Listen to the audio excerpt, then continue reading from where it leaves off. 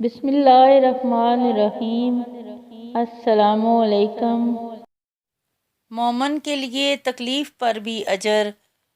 رسول اللہ صلی اللہ علیہ وآلہ وسلم نے فرمایا، مومن کو کوئی تکلیف نہیں پہنچتی، نہ تھکاوٹ، نہ بیماری، نہ غم، حتیٰ کہ کوئی فکر بھی جو اسے فکر مند کر دے، مگر اس کے بدلے اس کے گناہوں کو مٹا دیا جاتا ہے۔ آج کی بات، برداشت کی صلاحیت خوش نصیبوں کو ہی ملتی ہے۔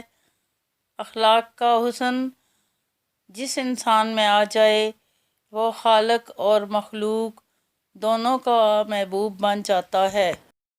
استغفار کی برکات، بند تالے کھل جاتے ہیں، تنگیاں دور ہو جاتی ہیں، اللہ عز و جل راضی ہو جاتے ہیں، حالات بہتر ہو جاتے ہیں۔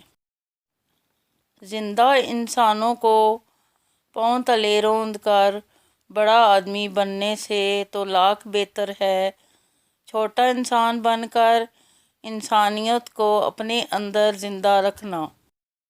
حدیث مبارکہ، رسول اللہ صلی اللہ علیہ وآلہ وسلم نے فرمایا، صدقہ رب کی غصے کو بجھا دیتا ہے اور بری موت سے بچاتا ہے۔